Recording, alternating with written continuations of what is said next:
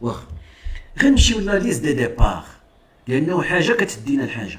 طيب دابا حنا خاصنا نشوفوا لا ليست دو ديبار، لانه كنعرفوا بانه الفرقه خوات، وغتزيد تخوى، لانه حسب اللي وصلني يعني المدير الرياضي بطبيعه الحال بالتشاور مع المدرب، لان المدرب هو اللي كيعطيه لي ديبار، ماشي كيجبدو من راسو.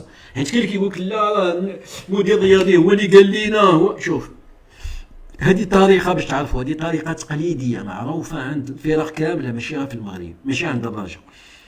ملي كيبغيو واحد المسؤوليه يحيدوا عليهم الثقل ديال واحد القرار، كيلوحوه على شي واحد اللي الناس ما عندهمش معاه كوميونيكاسيون. بحالاش كيختاروا مدرب اجنبي او مدير رياضي اجنبي بحال هذا اللي عندنا او كذا، هو اللي كيمسحوا فيه جميع القرارات، باش حيت عارفين انه داك اللاعب الا تحط دي ترونسفير ما يقدرش يمشي يحتج على المدير الرياضي. اولا ما عندوش اللغه باش يتخاطب معاه، كخصو ما تكون عنده البرتغاليه، ما تكون عنده الانجلي. اغلب اللاعبين ما عندهمش بجوج باش نتفاهموا، داكور. والا الرجاء ما كانش في الندوات الصحفيه ديالها بعد المباريات ديال البطوله، ما كانش غتجيب داك المراكشي هو اللي كيترجم لفاضلو، كان واحد لاعب غادي يجلس معاه ويبقى يترجم ليه.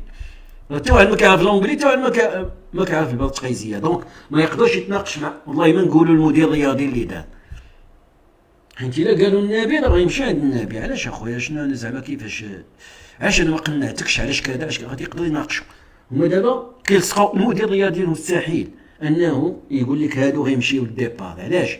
حيت هو ما كيعرفش اللعابه، هو يلاه جا باقي يلاه كيكتشف اللعابه، وباقي يلاه كيقرا الفيديوهات ديال اللاعبين، كيشوفهم في التدريب كيفاش دايرين كيفاش كيلعبوا. ما يمكنش يجي دابا يقول لك هذا ما صالحش الرجاء هذا يمشي. تقدر حاجه وحده اللي يقدر يتحكم فيها هو لاج، حيت لاج ما عنده علاقه بالاداء. لاج ديال اللاعب يقدر يقول لك هذا خارج عندي واحد استراتيجيه، عندي طريقه تدبير اللي غادي بها، هو انه بغينا نشبوا الفرقه. دونك خصنا اللاعبين اللي فايتين 30 عام ما يمكنش لهم يلعبوا معنا. دونك هذا الشيء عنده في لاباز دوني ساهل غينزل عليه، يقدر يكون القرار من عند الاداره الرياضيه. اما الشيء الاخر الاداء وكذا وما يصلحش للفرقه والاسلوب ديالو ناقص، وهذا الشيء راه ما كيدخلش فيه المدير الرياضي، لانه ما كيعرفش، باقي ما كيعرفش، الا بعض الاستثناءات وانا غنجي لهم. هاد الاستثناءات داخل فيهم واحد المدرب مغربي مع الاسف، وهذاك المدرب المغربي كنا كنسمعوا دائما بانه الفريق راه بصدد تعيين واحد الاطار وطني اللي غادي يعاون الاداره الرياضيه ويوريها شي حويجات اللي باقي ما كتعرفهاش وكذا كذا. مع الاسف تم اختيار الطرف الاسوأ، الطرف اللي كنا كناديو بهذاك السيد ما خصوش يبقى يدور بالفرقه، هو اللي اختاروه. وغنجي لهذه النقطه وغنهضر عليها. مع الاسف دابا كنرجع للمدير الرياضي تيقولوا بانه هو اللي دار حط اللائحه، فتحطات واحد اللائحه جديده فيها 4 الاسماء جداد، 4 الاسماء اللي كاين فيهم بانون، وكاين فيهم ساخو، وكاين فيهم المعموري.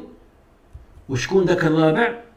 الرابع فيهم شكون هو الرابع؟ عندي مقيدين كيكو بار ياك بلاتي، انا غنجبدهم دابا بلاتي.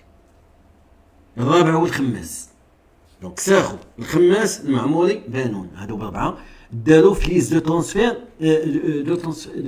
ترونسفير جديده، يعني خصهم يدبروا على راسهم شي هادي يلاه دات. طيب فإلا زدنا هادو على دوك السبعه اللي مشاو ياك شحال ولينا؟ ولاو عندنا 11 لاعب ديبار، 11 لاعب. دونك على الاقل خصك تجيب 12 باش كتقوي الفرقه، غادي تعوض غير دوك اللي مشاو.